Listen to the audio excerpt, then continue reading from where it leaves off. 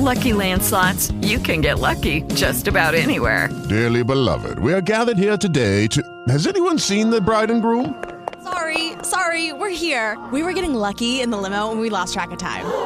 No, Lucky Land Casino, with cash prizes that add up quicker than a guest registry. In that case, I pronounce you lucky. Play for free at LuckyLandSlots.com. Daily bonuses are waiting. No purchase necessary. Void where prohibited by law. 18+. Terms and conditions apply. See website for details. Judy was boring. Hello. Then Judy discovered ChumbaCasino.com. It's my little escape. Now Judy's the life of the party. Oh, baby, mama's bringing home the bacon. Whoa, take it easy, Judy. The Chumba life is for everybody. So go to ChumbaCasino.com and play over 100 casino-style games. Join today and play for free for your chance to redeem some serious prizes. ChumbaCasino.com. No purchase necessary. Void where prohibited by law. 18+. Terms and conditions apply. See website for details. Welcome to That Will Never Work podcast. You're listening to Women Empowerment Wednesday. I am your host, Coach Latoya. You can reach me on my website at www.coachingbyLatoya.com. Also on Facebook, Coaching by Latoya, and on Instagram at Life Coach Latoya. So if anything resonates with you, or you just want to send a message and you want to say, hey, I like the episode, or you have an idea of an episode that you want me to talk about, definitely send me a message. I'd be glad to hear from you. All right, let's get into today's show.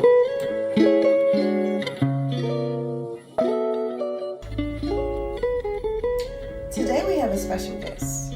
She is a wife, mother, entrepreneur. She's also the author of the book Tea Leaves. Her name, Mahzi Kane. Hey Mahzi, how are you today? I'm doing great. How are you? Awesome. Thank you so much for spending this time with me. And I'm glad to be here. Thank you so much. You're welcome. So before we get into the book, I want to know, what did you want to be when you were little? When I was little, I wanted to be a teacher. And then somewhere along the line, I found out how much teachers make, and I was like, not that anymore. I don't blame you. I don't blame you at all. But I can see that now. I can see that. And then I kind of went through from there, forming that I wanted to be a lawyer because of kind of my ability to see both sides of things and to be persistent with my argument.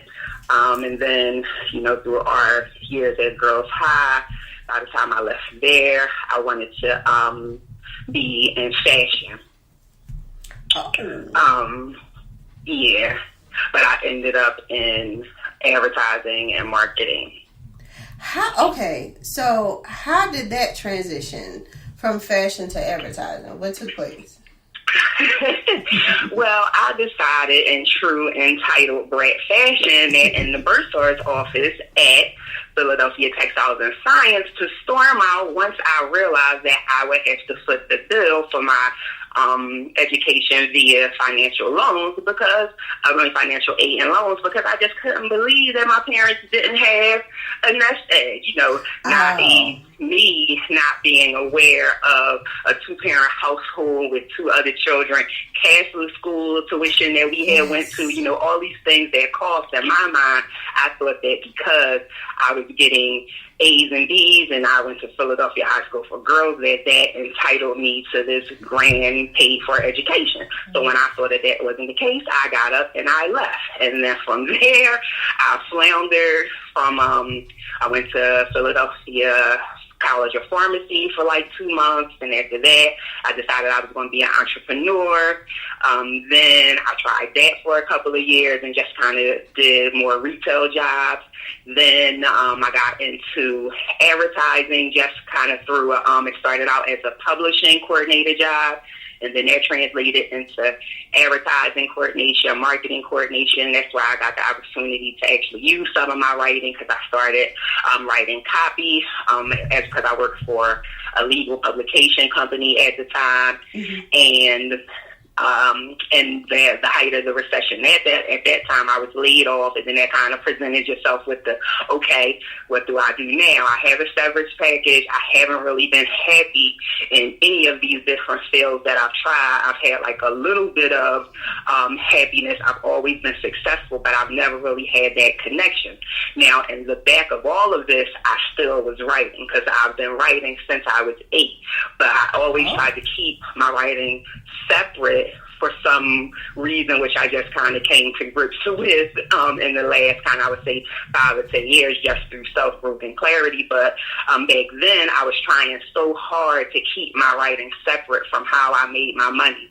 And so once I got laid off from the advertising position with the legal publication company, I was like, okay, this is the time to go after your dreams and do whatever it is you feel like you want to do, regardless to who might be telling you not to do it. Because at this time, I was older. I already had one child. Me and his father were together at the time. He was supportive, but to a point as far as me, going back to school, because I was like, okay, at this time, I had credits towards a degree, but I didn't actually have a degree. So I decided to go back to school. I went to community college. I was going to do business management, because like I said, at this point in my mind, I'm still keeping my mind separate, and I still had an entrepreneurial spirit about me. So I'm like, okay, I'm going to get a degree in business management. I can get a job as well as manage whatever businesses that I end up creating. Mm-hmm. So I did that, took my first marketing class. I was like, oh, that's it. That's what I want to do. I want to be in marketing. I want to be able to craft the stories that help sell products. And most importantly, I want to be in those rooms at that table having the conversations about how Black people are portrayed in advertising and the messages that are used to speak to them. So from there, I changed my major. I graduated. I transferred from CCP to Pierce. I ended up graduating from Pierce with a BA in Business Administration with a concentration, a BS in Business Administration with a concentration in marketing. So then after that, I started kind of trying to market.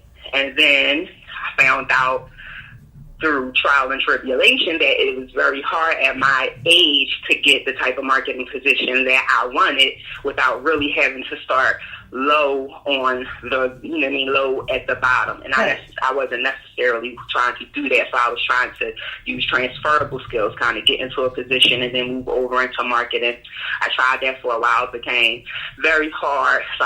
So then I got pregnant with my second son. While I was at that point, I tell you, I tried everything. I tried everything. By this point, I was back in school, going to the Fashion Institute, studying fashion marketing again, because I'm like, okay, let's try this dream of fashion again, of marketing, and then I could put the two together and do fashion marketing. So I was going to Art Institute, liking it. I get pregnant. They don't offer nighttime classes, so now what do I do? I found out about a university called Full Sail University, which specializes in creative degrees. And at this thing, it was this big thing called internet marketing. That's decent, a way to use technology and what I already was trying to do, which is craft, branding and marketing messages together. So while I was pregnant, I went to school online and I obtained my master's degree in internet marketing. Got the degree, still was not happy, still felt unfulfilled, still floundered from job to job that I swore on paper that I would love. And then once I got into the position, I was miserable. And then finally one day, I was like, you're still not writing. Why aren't you writing? Right. When anybody asks you what you do, you tell them you're everything. I'm a marketer, I'm an advertiser, I'm an entrepreneur, but you never say you're a writer. Why? Why is that? And once I really had that conversation with myself and got past the fear of putting it out there and then being held accountable for taking action, not really caring about what people would say about the things in the book and being judged, because I'm a very judgmental person, so you have to get in a space to be able to get back what you give out, even in the vein of, not caring about what people say. I also have to remember that I have a brand. And so when you put out a book and people want to get into knowing you and know your life, you have to be prepared. Yes. You know what I mean? So I had to kind of step into that power and be okay with being vulnerable. You know what I mean? It's power and being vulnerable. And that comes in. That's where the I don't care comes in. Like, regardless to what somebody may say or somebody don't think, I'm okay with that vulnerability. I'm okay with having to step in that space and whatever comes from me putting out this book, being able to deal with it. And once I had that conversation with myself, I published my first book, Tea Leaves, in April of 2018. And it was the most surreal thing in the world because that book was literally 17 years in the making. Wow. Because while I was going through all of that stuff of jumping from this career and that job and this degree and that degree, I was still working on the book at night in between, but real life would happen. So when real life happened and you kind of have to decide what's going to go on the back burner, I always chose the book to go on the back burner, which I should have not done, of course, in retrospect. But then I was trying to be responsible. This is what you're supposed to do. You're supposed to get a degree. You know, writing is a hobby. It's something that you do, you know, later after you get your money. So I had to get over all of these self-imposed and societal, you know what I mean, judgments and standards of what your life and what my success was supposed to look like before I could really step into being a writer. That was a lot. That was... that's my life. Yes. Yes. But you hit so many things. You said you hit... So... I'm trying to get rid of start because here's the thing. Just like everyone tells us, you got to go to school. You got to get this degree. You got to do this. You got to do that. But you kept so many things separate. But ultimately, your passion was still writing. So, but wait a minute. Just for those who didn't know, I met Mahzi at Philadelphia High School for Girls. And when you said... Yes, Philly native. That's what I'm talking about. When you said you wanted to be a teacher, in my mind, I see you as an English teacher all day. All day. Yeah, because English was my favorite subject. I love English all day. All day. Words, expressions. Yes. We had English class together. You were always on it.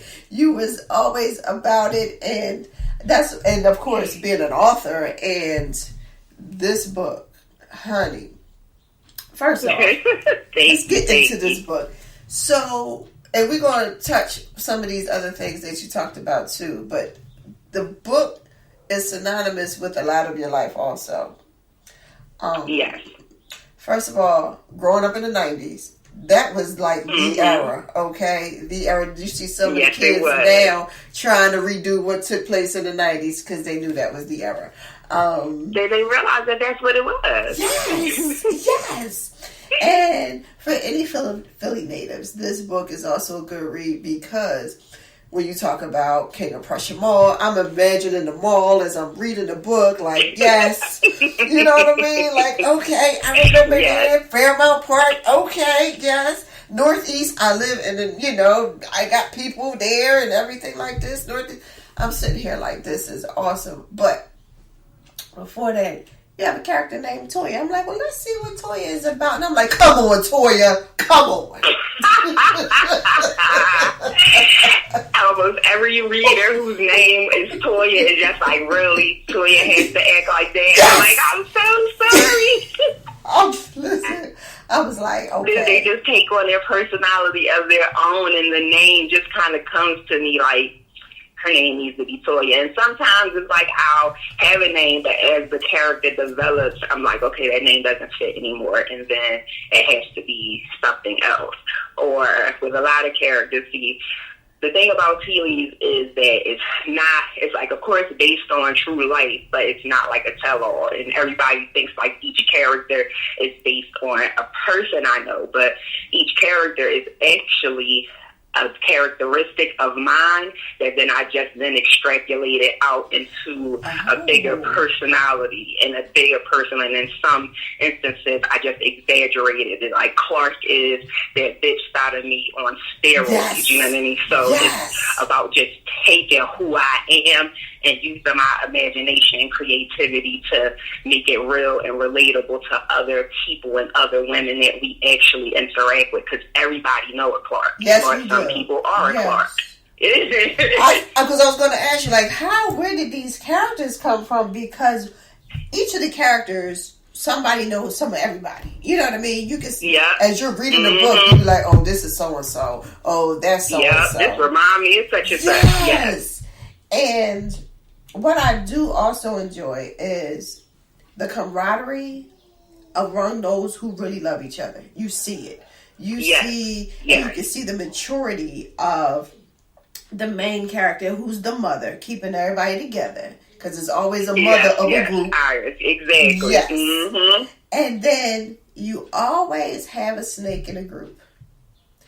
Always. Always. Because you always have to have that balance. It seems like in every relationship, because friendships are relationships, sometimes it seems to be that person who takes more than they give, or who has to get everybody, you know what I mean, kind of gives that person that exception of that's just how she is, or that's and that just how happens he all is. through the book. And and bad behavior is just kind of, you know what I mean, pushed to the side or it's overlooked just because that's who this person is. But that's one of the elements that I wanted to bring forth in Tea Leaves is just, you know what I mean, at what point is too much too much? What point is it not just to fall on the onus of me to accept you for who you are, but for you to maybe do some growth and see that who you're being is not cool. Like, don't nobody always want to have to overlook you being an asshole or you being a jerk. That's not cool, and that can really damage relationships, and it can scar women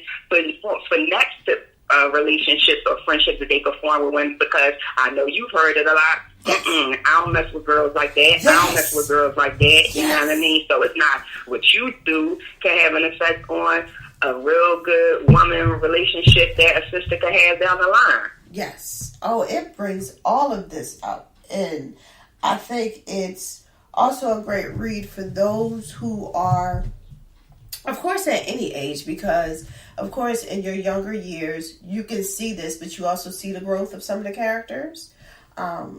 You also see where one particular character ain't grow at all. And and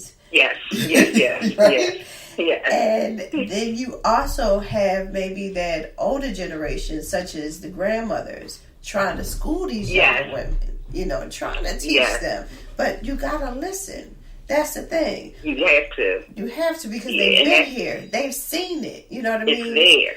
So respect. It's like we have so many opportunities sometimes to get what we're looking for, and that's where the title of Tea Leaves came from. It was originally called Testimony because each kind of character is giving their testimony about as they're going through what they're going through.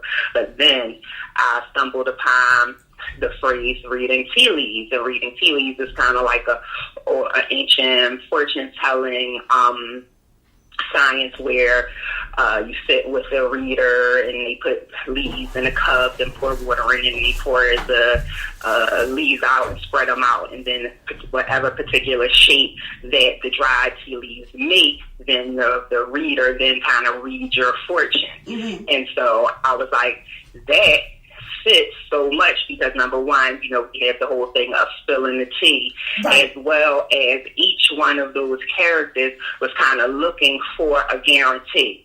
You know what I mean? Iris with her marriage, Rashida with her, you know what I mean, her baby situation, Toya with just in general with wanting to find a man, I mean, Toya, you know what I mean, with her situation with her man. So everybody was kind of looking for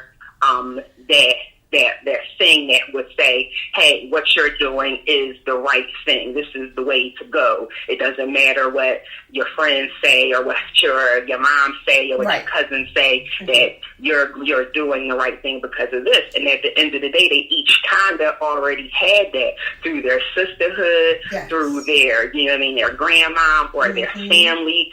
you know what I mean? And in some instances, just through common sense, not wanting to see the truth. You know what I mean? At sometimes we're our own worst enemy because it's clear as day what needs to be done or what doesn't need to be done, but we just don't want to get that lesson yet. And life is going to keep on showing it to you. And you see some of the characters have to deal with, you know what I mean, that lesson coming back into your face. And, you know what I mean, certain characters like Sage having real life situations that really made her have to sit back and have a bow herself meeting like, whoa, what am I doing? Yes. Now, you take people on a mental roller coaster. I think it's beautiful. I'm sitting reading and I'm like, oh my goodness, the day is almost gone and I am still like... So I didn't think of none of my issues. That was perfect. Yes. So going to you, how did you get this book published? I am a self-publisher. I own my own business, my own self-publishing company. It's called Mahzi Kane Books, LLC. As a writer, once you write your book, and if you decide that you want to publish, the main question that you kind of have to ask yourself is, do I want to take the traditional route and go through a publisher, or do I want to self-publish? Now, I'm going through a traditional publisher. That means that you're going to have to have a manuscript. You have to go through, basically, it's applying for a job. You're sending this out and asking people, hey, is my book what you want? Does it meet what you're looking for? And then you publish it. You take on all the responsibility, all of the risk. And then if you decide to do it, then you'll pay me a royalty. Self-publishing, you take on all of the risks, all of the costs, get all of the money, and keep all of the control. That's me. That's what I wanted. I was always big on entrepreneurship and wanting control and having something that I could pass down to my children, and not necessarily a business per se, but a mindset and an ideal, and the whole having seen my mom build her business and work and publish books and things like that. So for me, self-publishing was always a way, or at least maybe an independent press or something where I was, in control and didn't feel like I had to beg somebody to publish my story. And I didn't want to have to conform to the way that Caucasian people want to hear us tell our stories. I wanted to keep our ebonics. I wanted to keep our slang language, the way that you hear us speak, or when you go to certain parts of our neighborhoods or to certain family gatherings, the way you hear us talk. I wanted that to come across, the way that girlfriends talk candidly with one another. I wanted that to be captured. I wanted our Black experience, our Black womanhood experience to be authentic. And I was like, I'm not letting nobody whitewash it. So I formed my own LLC, got my EIN number, and then I published through, at the time it was called Create Space, but now it has been taken over by Amazon KDP. And basically you just have to learn the platform, upload your file, and then publish your book. And you can do it electronically as well as order print copies to then sell them hand to hand, if you would like, as I do, as well as try to get them into different bookstores. So, but the thing is that if you are going as a self-publisher, I'm a business, I'm a brand. So it's about wearing many hats. It's not just writing the book. If all you just want to do is write, then trying to go the traditional way, traditional publisher route is better for writers that way. For me, I, like I said, needed this to kind of serve more than one purpose, and plus I have a lot of books that I plan on writing, and so like I said, I'm thinking of building an enterprise. That is awesome. I love it. Oh my goodness. I even got some more questions too, but I don't want to hold up too much of your time. Oh my goodness. One other question too about writing. So I know of a few people, and myself included, because I am thinking of writing a self-help book. The question is, if I am concerned about, I guess, copyright infringement, my intellectual property, like, how can I protect myself going through this process if I chose to go the traditional route?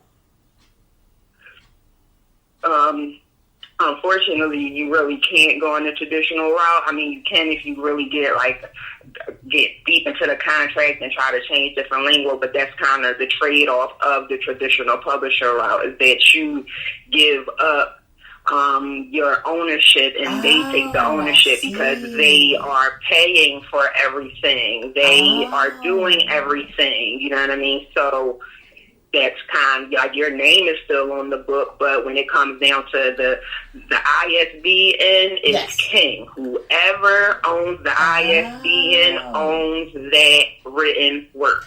Then you just so put even if I'm sorry, you just put it in full perspective for me. I'm sorry, that was it. Yep. So like even if when you like go to places like Amazon, they'll say, "Oh, we'll do the publishing for you, and you get a free ISBN." You don't ever want anybody's free ISBN number because that means they own your shit. Pay for it. Go to Bowder, BROWER. I believe they're the only official place to buy ISBN numbers. You can get 10 for $295, 1 for $125. You're going to choose to publish a book, and you want to own it. You need to own your ISBN number. That was some knowledge right there. That was a huge nugget. I appreciate it. Yes. And also, I would say, do not be afraid to pay for editing. As you already said, I love English. I've been into English since high school, but I pay an editor. You know what I mean? It's nothing. It's an invaluable tool and resource. And I'm not talking about pay your friend. Right. You know what I mean? And your cousin and your baby father, aunt, and all that. No, find a book publisher editor, preferably one that has worked in your genre, and you kind of get 3 to 5 quotes, do your research to see what the market were there, and pay that money to get editing done professionally. Oh, that's what I'm talking about. Oh, so for any of you who were thinking about writing and publishing, she done explained so much right there. Oh, you done gave me some info too. Yes. And this is not going to be the last time we talk to you. We're going to have to talk to you again because you talking about another book called Selfish that's coming. That's what I was about to say. I have to come back. Yes, I'm working on, I have another book that's already out. It's an ebook. It's just it's only available on Kindle. It's called Thoughts of a Queen. It's a poetry book. One of the first, before I started writing books, I wrote poetry. So these just kind of like poems from 20 years ago that I kind of found that I thought I had got rid of. And once they came back to me, I just took that as a sign to publish them. So that's an ebook that's available on Kindle. I think it's like $2.99, but I'm working on Selfish, which is another fiction novel. It is about a cheating woman. Yes, it explores the ideal of, or I would say, shines a light of the idea of a woman doesn't always cheat just because she's broken or scarred or damaged or as a retaliation for a man. This particular woman kind of plays the game the way that a man does, as well as just appreciates a variety of different men and penises. So it kind of just explores her thoughts and just showing her different ways that selfish behavior can manifest itself. And then I'm working on a sequel to Tea Leaves, which is called New Tricks. Oh, okay, yeah. You gonna be a regular here. That's for sure. Yes. I love it. Yes, I'll be back. I'll be back. And so for some homework for our listeners, for new writers, we've already learned if you want whoever owns the ISBN is king. Is there anything else that you want to let the new writers know? Two things. I would say, if you don't already have a writing schedule, get one. just getting into the habit of making your writing important enough to devote time to it every day is very important, and it'll just help you going forward, even if it starts out as something as small as 15 or 20 minutes. Even if in that time all you do is write one sentence and then you erase half of it. It's about the intention and the commitment to yourself as a writer. The other thing I would say is to make sure you remember that if you are writing to be published, whether it's a blog or a book, an ebook, remember that it's a business, and take it serious. Have a strategy, plan. Whatever you don't know, get help for it, and don't be afraid to pay for it. Sometimes free shit is free for a reason. The free 99 only gets you but so far as writing is, something that you really want to do.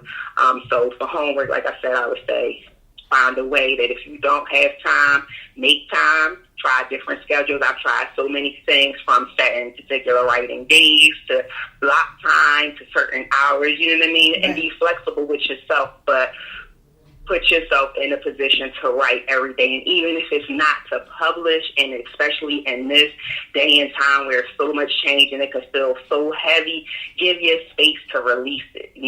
Get that out, get it on paper, and sometimes even goals for when this is over. Put what you want to see in the new normal happen. Start getting that out. Give yourself the time and the space and the permission to write. That's key right there. Give yourself permission to write and go for it. Yes, give yourself permission, because especially as women, mothers, wives, sometimes the thing that we really need to keep ourselves grounded and balanced, we don't allow ourselves to do that because of what I'm supposed to do or what it might look like. So give yourself permission to write if that's what makes you feel better, and if that's just something that you've been wanting to do or feel like you could be good at, or even that it'll serve a need and help somebody else. Right. Tell your story. Yes. What's your mantra? What keeps you going? I have several. It depends on how I'm doing. It depends on where I'm at with it. Most of the time, it's I always rock with stand out. I'm not here to be mediocre. Ooh. You know what I mean? Be okay with, because it's about being okay with being different, being okay with getting attention, being okay with being judged. My other mantra is money over bullshit. I'm not one of them people that be like, oh, money is the root of all evil. Nope. I like money. Money is a tool. Money helps me to get certain things and to live a certain lifestyle, to acquire a certain amount of freedom. So at the end of the day, always about my money over the bullshit, because if I'm worrying about the bullshit, that means that I'm not focused on my money, which means that I'm not thinking about my business, I'm not thinking about me, I'm not thinking about my family, I'm not thinking about my legacy, my community, my people, my nation. So always about money over bullshit. Wow, and on that one, how can people reach you? Because, man, I am on Instagram and Facebook, Mahzi Kane Books. And you can also check me out on my website, www.mahzikanebooks.com. I have a blog that you can check out called Random Musings, as well as you can look at my books.